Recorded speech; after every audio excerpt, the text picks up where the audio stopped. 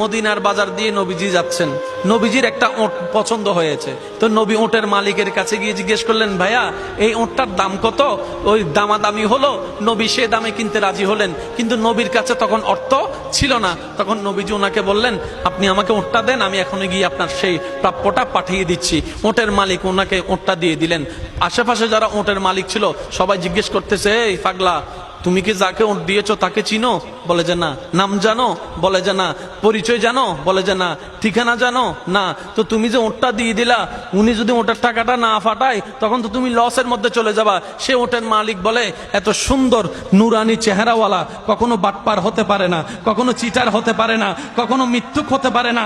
ওনার চেহারা দেখেই তো আমি ওট বিক্রি করার আগে মনটাই বিক্রি করে দিয়েছি, মনটাই বিক্রি করে দিয়েছি, মনটাই বিক্রি করে দিয়েছি। তোমরা যাই বলো, আমার মন বলে উনি আসবেই আসবে, টাকাটা পাঠাবেই পাঠাবে।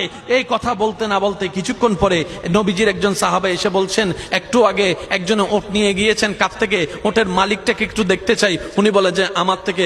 তো উনি বললেন, আমাদের নবী আপনার থেকে ওটটা নিয়ে গিয়েছেন, ধরেন ওটের টাকাটাও দিয়েছেন, আপনাদের খাবার জন্য কিছু খেজুরও হাদিয়া পাঠিয়েছেন, খেজুরও হাদিয়া পাঠিয়েছেন। ওই ওটের মালিক বলে, ভাইয়া টাকাটাও রাখেন, খেজুরটাও রাখেন, আগে আমাকে ওনার কাছে নিয়ে যান। আমি ওট বিক্রি করি নাই, আমার দিলটাই বিক্রি করে দিয়েছি। ওনার চেহারা মোবারক দেখে আমার মনটাই পাল্টাই গিয়েছে, আমি কালিমা পড়ে মুসলমান হয়ে যেতে রাজি আছি। সুবহানাল্লাহ।